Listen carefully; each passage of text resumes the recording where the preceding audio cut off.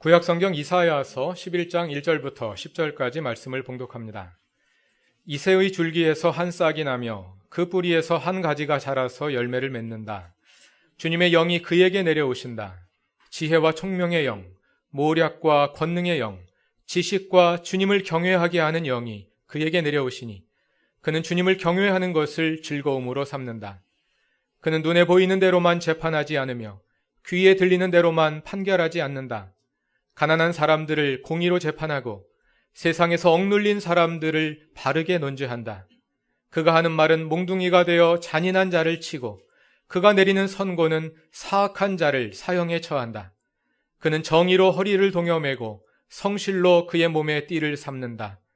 그때에는 이리가 어린 양과 함께 살며 표범이 새끼 염소와 함께 누우며 송아지와 새끼 사자와 살찐 짐승이 함께 풀을 뜯고 어린아이가 그것들을 이끌고 다닌다.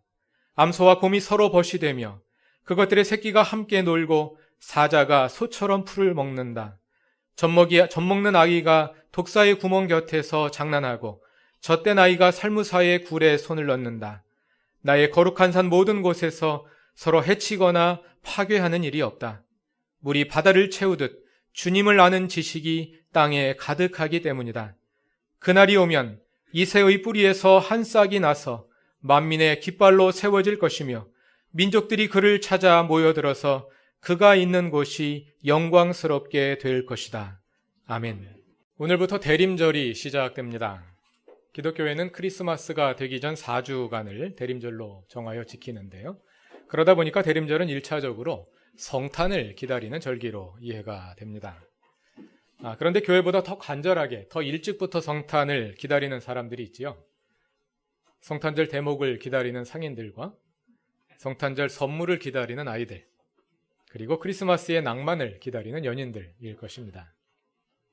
우리가 성탄을 기다리는 기다림은 그러한 기다림과 어떻게 다를까요? 대림절은 성탄을 기다리는 절기이며 동시에 주님의 다시 오심을 기다리는 절기입니다. 이렇게 대림절의 기다림에는 두 가지 측면이 있지만 사실은 같은 것입니다. 왜냐하면 다가오는 성탄절은 우리에게 예수님의 탄생을 단지 과거의 사건으로 기념하는 날이 아니라 오늘도 우리의 삶에 오시는 주님, 그리고 오실 주님을 바라보며 축하하는 날이기 때문입니다. 해마다 대림절에는 구약 성경에서 메시아의 오심을 예고한 말씀이나 신약 성경에서 예수님의 다시 오심에 대해 가르쳐 주는 말씀을 설교 본문으로 정하곤 합니다. 그래서 오늘은 이사야서 11장 메시아의 오심을 예고하는 말씀을 중심으로 대림절에 주시는 하나님의 말씀을 듣고자 합니다. 오늘 본문 1절은 이새의 줄기에서 한 싹이 나며 그 뿌리에서 한 가지가 자라서 열매를 맺을 것이라는 예고로 시작됩니다. 여기서 줄기로 번역된 히브리어 게자는 그루터기를 의미하는 말입니다. 이 그루터기에 담긴 함의는 우리 교회 이름의 출처가 되는 이사야 6장 13절의 그루터기와는 좀 다릅니다. 사용된 단어도 다르고요. 이사야 6장에는 그루터기를 가리키는 히브리어로 남성형 명사 마체베트와 여성형 명사 마츠브타가 사용되고요. 거기서 그루터기는 시련의 때를 이겨내며 믿음을 지켜낸 남은 자들을 가리킵니다. 오늘 본문인 11장 1절에는 그루터기를 가리키는 말로 게자라는 다른 단어가 사용되고 있습니다. 그루터기는 나무가 잘려나간 그리고 남아있는 나무 밑둥을 의미하지 않습니까? 본문에서 그 나무는 다윗 왕조입니다. 이새는 다윗 왕의 아버지 이름입니다. 이새의 뿌리에서 새싹이 돋아난다. 다윗 왕조에서 새싹이 돋아난다는 것입니다. 본문 앞에 나오는 이사야 10장까지의 내용을 보면 다윗 왕조의 몰락이 반복적으로 예고되어 있습니다.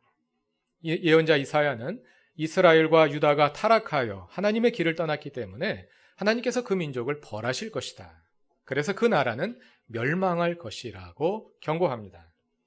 그런데 11장에서 하나님은 그럼에도 불구하고 이스라엘을 영원히 벌하지 않으시고 다윗 왕조가 잘려나간 그 나무 밑둥, 그 그루터기에서 다시 새싹이 돋아나게 하실 것이라고 말씀하십니다.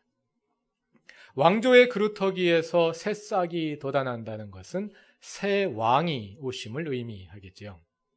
새 왕, 즉 메시아의 오심을 예고하는 것입니다. 그 메시아를 향한 대망이 오늘 본문에 담겨 있습니다. 메시아는 잘려진 다윗 왕조에서, 그래서 마치 죽어서 버려진 것처럼 보이는 나무 밑둥 그 그루터기에서 새로 태어날 것입니다. 본문은 그 메시아가 어떤 왕인지를 보여줍니다. 먼저 2절에 의하면 그에게 주님의 영이 내려오십니다. 직역하면 여호와의 영, 야훼의 영인데요. 유대인들이 하나님의 이름을 부르기를 꺼려해서 여호와라 써놓고 주님이라 읽는 관습이 있기 때문에 새번역 성경은 그 관습에 따라 여호와의 영을 주님의 영으로 옮긴 것입니다.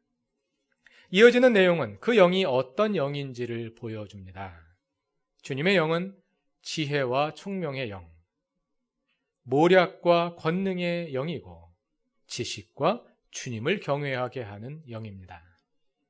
여기에 지혜를, 지식을 의미하는 단어들이 반복해서 쓰이는 것을 볼 수 있습니다. 지혜, 총명, 모략, 지식. 히브리어로는 호크마, 비나, 에차, 다아트 같은 단어들입니다. 그리고 이 지혜는 두려움과 연결됩니다. 여러분, 지혜의 근본이 무엇입니까? 잠언 1장 7절은 하나님을 두려워하는 것이 지식의 근본이다. 그리고 시편 111편 10절은 하나님을 두려워하는 것이 지혜의 근본이다. 이렇게 말합니다. 지혜는 하나님을 두려워함으로부터 오는 것입니다. 이것은 다른 누구보다도 왕에게 적용되는 말입니다. 왜냐하면 왕이란 이 땅에 두려울 것이 없는 존재이기 때문입니다. 그렇기 때문에 만일 왕이 하나님을 두려워하지 않는다면 그는 권력을 함부로 휘두르는 아나무인이 될 것이며 그것은 그를 가장 어리석은 자로 만들어버리고 말 것입니다. 그러나 왕이 하나님을 두려워할 때 그는 지혜로운 왕이 될 것입니다. 누가복음 12장 41절 이하에서 예수님은 종말에 관해 여러 가지 비유로 가르쳐 주시는 가운데 지혜롭고 신실한 청지기의 비유를 들어서 주님을 기다리는, 주님의 오심을 기다리는 우리의 모습이 어때야 하는지를 가르쳐 주십니다. 그 청지기는 때에 따라 종들에게 먹을 것을 나누어 주며 종들을 섬기는 모습으로 나타납니다. 반면에 어리석은 청지기는 종들을 때리고 먹고 마시고 취해 있다가 불시에 돌아온 주인으로부터 무거운 벌을 받게 됩니다. 이처럼 청지기의 지혜는 자신의 영향력 아래 있는 사람들을 어떻게 대하느냐로 나타납니다. 지혜로운 청지기는 하나님을 두려워하는 사람인데 하나님을 두려워하는 그 두려움은 자기 아랫사람을 돌보는 섬김으로 나타난다는 것입니다. 청지기 중에 청지기는 왕입니다. 지혜로운 청지기로서의 왕은 하나님을 두려워하는 왕인데 그 왕이 하나님을 두려워하는지 두려워하지 않는지를 뭘 보고 알 수 있느냐 하면 그가 백성들을 어떻게 대하는지를 보면 알 수 있다는 것입니다. 본문에 나오는 왕 메시아는 지혜로운 왕의 표상입니다. 3절에 의하면 그는 주님을 경외하는 것을, 즉 하나님을 두려워하는 것을 즐거움으로 삼습니다. 그래서 그는 눈에 보이는 대로만 재판하지 않으며 귀에 들리는 대로만 판결하지 않습니다. 눈에 보이는 대로만 재판하지 않는다, 귀에 들리는 대로만 판결하지 않는다는 말은 근시안적으로 눈앞에 보이는 것만 보고 속단하지 않으며 사방을 널리 둘러보아 그가 다스리는 나라의 실상이 무엇인지 바로 알기에 힘쓴다는 것이고, 귀에 들리는 대로만 판결하지 않는다는 말은 주변에 있는 사람들의 말만 듣고 통치를 행하는 것이 아니라 널리 백성들의 목소리를 듣기에 힘쓴다는 것입니다. 그 판결의 기준은 공의 또는 정의입니다. 같은 단어가 4절에는 공의로, 5절에는 정의로 번역되어 있는데요. 히브리어 체데크를 우리말로 옮긴 것입니다. 그런데 구약 성경에서 왕이 공의를 행하고 있는지 아닌지, 과연 그 왕이 정의로운 왕인지 아닌지를 보여주는 시금석은 그가 가난한 사람들을 어떻게 대하느냐입니다. 본문 4절이 그것을 보여줍니다. 하나님을 두려워하는 정의로운 왕이 다스리는 나라에서는 가난한 사람들이 공정한 대우를 받고, 그가 다스리는 땅에서는 억눌린 사람들이 노임을 경험하며, 그가 다스리는 나라에는 잔인한 자들과 사악한 자들이 발을 붙이지 못합니다. 다시 말하자면 지혜로운 왕이 다스리는 땅에서는 법 정의가 실현됩니다. 오늘날식으로 표현하자면 검찰에 의해서 공정한 수사가 이루어지고, 법원에 의해서 공정한 판결이 이루어지고, 그 과정에 권력자의 사리사욕이 개입하지 않아 가난한 사람들이 불이익을 보는 일이 없고, 부당하게 억압당하는 사람들이 없는 나라, 그것이 바로 하나님을 두려워하는 지혜로운 왕이 다스리는 나라, 메시아의 나라인 것입니다. 메시아의 나라를 기다리는 절기가 대림절입니다. 그래서 대림절은 영적인 측면과 사회적인 측면을 함께 가지고 있습니다. 대림절은 우리의 영적 구원자로 오시는 예수님을 기다리는 절기이면서 동시에 오늘 본문에 그려진 메시아의 나라로 상징되는 세상, 즉 다른 세상을 꿈꾸는 절기이기도 한 것입니다. 기독교는 천국을 바라보는 종교이면서 동시에 다른 세상을 꿈꾸는 종교입니다. 그래서 복음은 영적이면서 동시에 사회적이고 정치적일 수밖에 없습니다. 지난 주간 기독교계의 뜨거운 논쟁이 되었던 주제 가운데 하나가 교회의 정치 참여에 대한 것이었습니다. 해묵은 정교 분리의 원칙이 다시 논쟁의 이슈가 된 것입니다. 역사상 정교 분리라는 말이 가장 먼저 언급된 것은 토마스 제퍼슨이 미국 대통령으로 재직하던 중인 1802년에 한 교회에 보낸 편지에서라고 합니다. 여기서 정교 분리가 의미하는 것은 국가가 특정 종교를 국교로 정하여 국민에게 강요하거나 특정 종교를 더 우대하고 하거나 차별하는 것을 금지하는 것입니다. 청교도들이 메이플라워호를 타고 영국을 떠나 미 대륙으로 건너간 이유가 바로 종교의 자유를 찾기 위해서였습니다. 그래서 종교의 자유는 미국의 건국 정신 가운데 핵심적인 한 부분이 되었고, 정교 분리의 원칙은 그 종교의 자유를 재확인한 것입니다. 토마스 제퍼슨의 정교 분리의 정신은 대한민국 헌법 제20조에 그대로 반영되어 있습니다. 헌법 제20조는 다음 두 조항으로 이루어져 있습니다.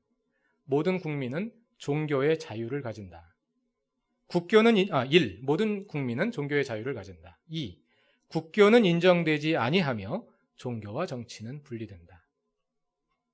여기서 종교와 정치가 분리된다는 말은 국가가 국민에게 특정 종교를 국교로 강요할 수 없고 모든 국민은 종교의 자유를 가진다는 말을 달리 표현한 것입니다.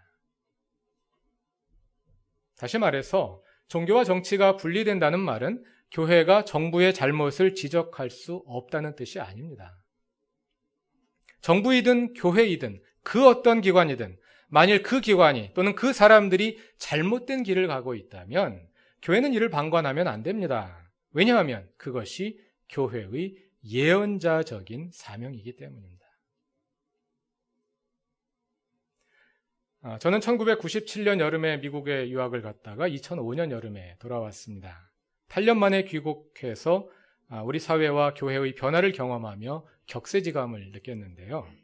변화한 것이 한두 가지가 아니었습니다만 그 가운데 목사인 제게 특별히 눈에 띈 것은 교회가 정치적 입장을 매우 적극적으로 드러내고 있다는 사실이었습니다. 한동안 주일마다 이 교회 저 교회를 방문하면서 예배를 드렸는데요. 상당히 많은 교회의 강단에서 마치 유행처럼 정부에 대한 비판이 설교의 단골 메뉴로 등장하는 것을 볼 수 있었습니다. 또 해마다 3.1절과 광복절이 되면 거의 빠짐없이 파고다 공원 같은 곳에서 대형 교회들이 주도하는 정치 집회가 열리기도 했고요. 유학을 떠나기 전만 해도 한국 교회에는 정치와 종교가 분리되어야 한다는 주장이 대세였습니다.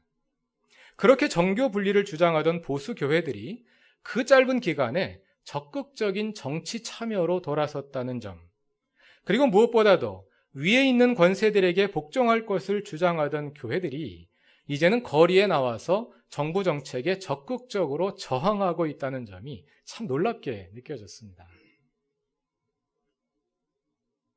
기독교 역사상 교회는 늘 어떤 모습으로든 정치에 참여해왔습니다.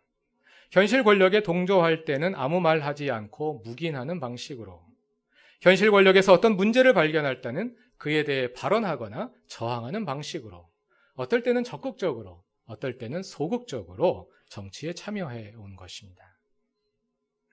교회가 가만히 있든지 아니면 무슨 말이나 행동을 하든지 그것은 다 정치적인 함의를 띠게 되어 있습니다. 그것이 민주국가입니다.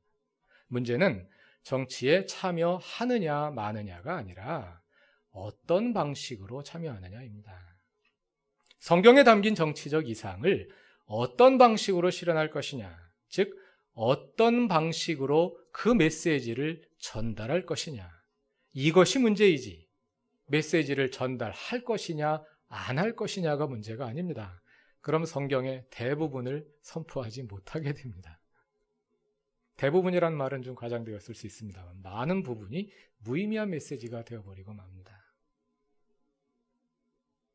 앞에서 말씀드린 것처럼 최근 한국교회는 정치에 적극적으로 참여해 왔습니다. 그런데 저는 그 방법이 적절했다고 생각하지 않습니다. 왜냐하면 그동안 목소리를 높여온 교회들과 목회자들의 대다수는 하나의 정파를 무조건적으로 지지하는 방식으로 정치에 참여해 왔기 때문입니다. 이 세상의 어떤 정치 집단도 어떤 정치가도 100% 선일 수는 없습니다. 그러므로 교회가 정치에 참여한다면 그것은 그 정파에 대한 정치적 입장을 떠나서 성경 말씀에 기초하여 올바른 길을 제시하고 잘못된 것을 바로잡는 방식의 참여이어야지 어떤 정파를 일방적으로 지지하거나 또는 다른 정파를 일방적으로 비난하는 방식의 참여해서는 안 될 것입니다. 그런 상황이 계속되다 보면 교회가 정치에 종속되어 버릴 수 있습니다. 교회가 그리고 기독교인들이 한 정파의 정치적 도구로 전락해 버리는 것입니다. 신앙이 정치에 종속되면 정치가 종교로 둔갑해 버립니다. 그리고 이데올로기가 신앙의 자리를 대신하게 됩니다. 이데올로기를 기준으로 선악을 판단하게 되는 것입니다. 그래서 내가 반대하는 정치인이나 정파를 그리고 그를 지지하는 사람들을 악으로 여기게 됩니다. 그리고 우리도 의식하지 못하는 사이에 우리의 정치적 입장을 신앙으로 정당화하게 됩니다. 이러한 정치는 쉽게 증오의 정치로 변해버립니다.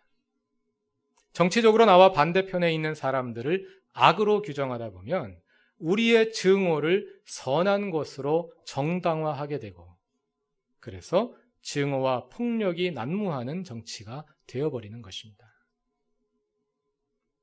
하나님의 정치는 증오의 정치가 아니라 평화의 정치입니다. 오늘 본문 6절 이하를 보십시오. 메시아의 나라에서는 이리가 어린 양과 함께 살며 표범이 새끼 염소와 함께 누우며 송아지와 새끼 사자와 살찐 짐승이 함께 풀을 뜯고 어린아이가 그것들을 이끌고 다닙니다. 짝으로 계속 서술되고 있는데 짝 중에 하나는 반대편에 있는 것들을 잡아먹는 것이 정상입니다. 메시아의 나라에서는 그렇게 잡아먹고 그렇게 폭력을 행사하는 일이 일어나지 않는다는 것이죠. 그래서 메시아의 나라에서 이루어지는 평화의 정치는 암소와 곰이 서로 벗이 되게 하며 그것의 새끼들이 함께 놀고 사자가 소처럼 풀을 먹습니다.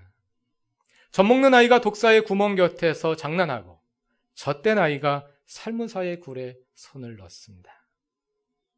이처럼 하나님의 거룩한 산 모든 곳에서는 서로 해치거나 파괴하는 일이 없습니다. 왜냐하면 물이 바다를 채우듯 주님을 아는 지식이 땅에 가득하기 때문입니다. 그루터기 교회는 흩어지는 교회입니다. 그루터기 교회는 매주 교회당에 모여 예배드리고 공동체를 세울 뿐 아니라 흩어져 일상 속에서 그리스도인으로 살기를 추구합니다. 우리 주보 뒷면에 있는 그루터기 비전 선언문 제3항에 명시된 것처럼 먼저 개인적인 차원에서 우리는 하나님께서 이 세상에서 맡겨주신 일들을 하나님의 소명으로 알고 충성된 청지기로 살 것을 추구하며, 나아가 사회적인 차원에서 제4항이 말하는 것처럼 우리는 개인과 교회뿐 아니라 이 사회를 개혁하기 위해 노력합니다. 개인이든 교회든 사회든 개혁하기 위해서는 올바른 신앙 인격이 어떤 것인지, 바른 교회가 어떤 것인지, 그리고 하나님이 원하시는 세상은 어떠한 세상인지 개혁의 목표가 있어야 하지 않겠습니까? 하나님이 원하시는 세상을 이데올로기가 대신할 수는 없습니다. 하나님이 원하시는 세상은 폭력으로 이루어지는 공산주의가 아닙니다. 북한의 공산주의는 더더구나 아닙니다. 그러나 공산주의만 아니면 뭐든지 다 되는 것은 또한 아닙니다. 하나님이 원하시는 세상의 모습이 무엇인지 알기 위해서 우리는 성경으로 눈을 돌려야 합니다. 오늘 함께 살펴보신 이사야 11장은 메시아의 나라에서 메시아의 나라를 통해 우리에게 그러한 세상의 일면을 보여줍니다. 메시아의 나라는 세 가지로 특징지어지는데요. 그것은 2, 3절에 나오는 지식과 4, 5절에 나오는 정의와 5절 후반부에 나오는 신실함입니다. 앞에서 이미 말씀드렸기 때문에 오늘 설교는 이 세 가지를 간략히 요약하는 것으로 마무리하려 합니다. 메시아의 나라는 먼저 지식이 바로 세워진 나라입니다. 지식이 바로 세워져야 올바른 판단이 이루어지고 올바른 판결이 이루어질 수 있습니다. 지식이 바로 서기 위해서는 지식인들이 바로 서야 합니다. 지식인들이 눈에 보이는 대로 판단하지 않고 귀에 들리는 대로 속단하지 않고 이 사회에서 진정 무슨 일이 일어나고 있는지 알기 위해 보이지 않고 들리지 않는 영역에까지 관심을 기울여야 합니다. 두 번째, 그 나라는 정의의 나라입니다. 가난한 사람들이 부당한 대우를 받지 않고 억울하게 손해보는 사람이 없는 나라입니다. 정의를 바로 세우기 위해 우리는 끊임없이 권력을 감시해야 합니다.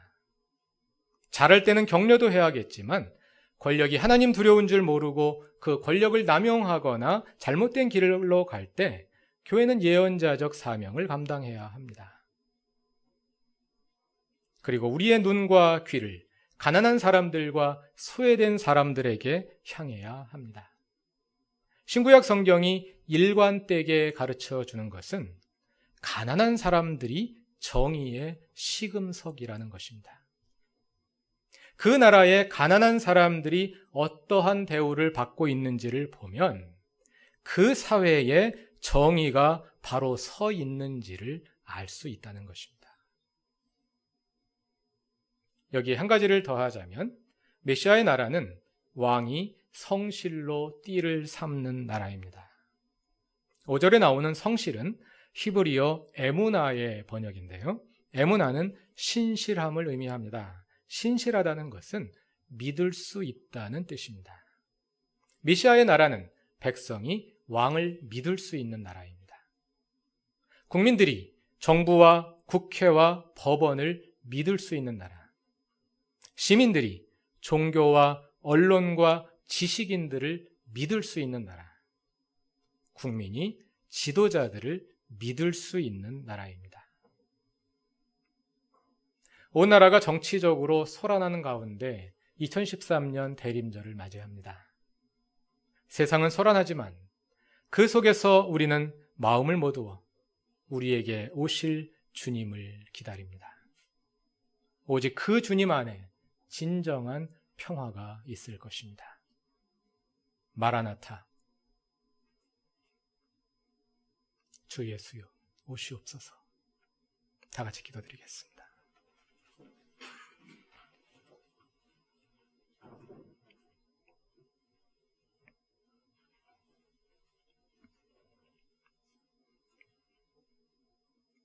평화의 주님, 우리 그루터기 교회가 흩어지는 교회로서 이 땅에서 그리스도인답게 살며 이 세상을 새롭게 하는 일에 작은 몫을 감당하기 원합니다.